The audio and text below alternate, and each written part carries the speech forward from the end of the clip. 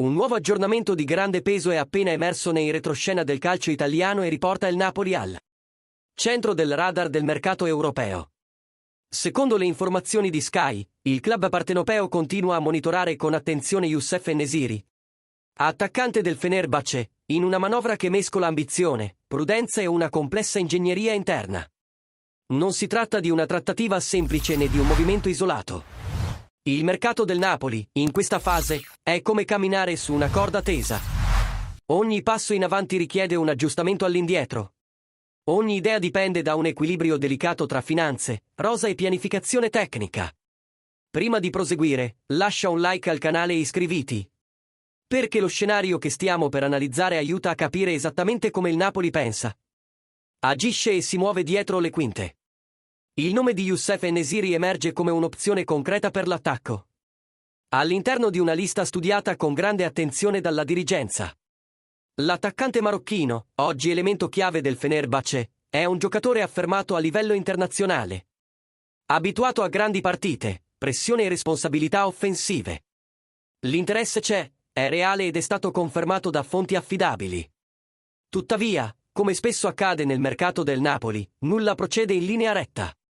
Ogni possibile passo avanti si scontra con condizioni chiare e, in un certo senso, inevitabili. La realtà è semplice e dura, il Napoli non può acquistare senza prima liberare spazio. Non solo nel budget, ma anche all'interno della struttura di squadra pensata da Antonio Conte. A chiarire il quadro con precisione è stato Gianluca Di Marzio, che ha delineato i contorni di questa possibile operazione. Secondo lui, il club turco sarebbe aperto alla formula del prestito. Soluzione che piace al Napoli perché riduce i rischi immediati. Esiste però una condizione centrale che blocca qualsiasi avanzamento definitivo: per far arrivare En-Nesyri, qualcuno deve uscire.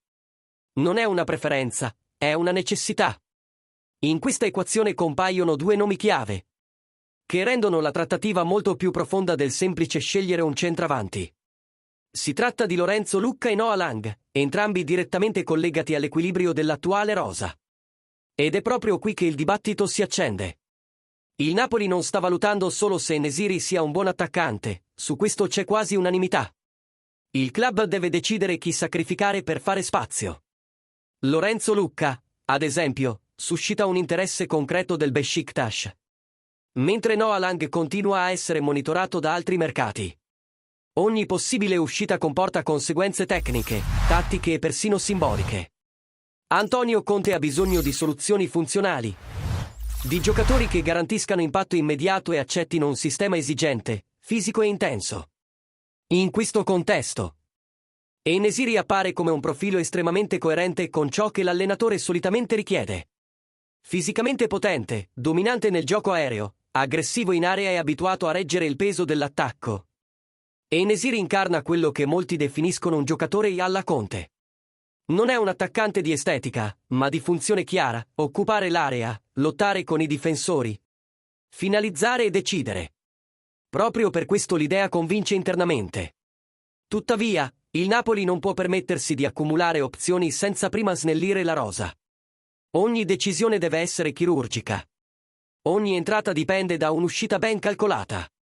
Ed è questo che mantiene la trattativa in fase di attesa, nonostante l'apertura del Fenerbahce al dialogo. Lo scenario, dunque, è delineato ma tutt'altro che risolto. Il Napoli osserva, calcola, negozia e, allo stesso tempo, cerca di sciogliere nodi interni che vanno ben oltre un singolo nome. L'arrivo di En-Nesyri potrebbe essere una soluzione funzionale e strategica per l'attacco, ma avverrà solo se il club riuscirà ad allineare tutte le tessere di questo puzzle. Ora voglio sapere cosa ne pensi tu, tifoso del Napoli. Rinunceresti a Lucca o a Noah Lang per vedere En-Nesyri con la maglia azzurra? È questa la scelta giusta per il progetto di Antonio Conte? Scrivi la tua opinione nei commenti, partecipa al dibattito e, se vuoi sostenere il canale per continuare a portare retroscena, analisi approfondite e notizie calde come questa, considera l'invio di un super thanks. La tua partecipazione rafforza il nostro lavoro e ti mantiene sempre un passo avanti sulle notizie.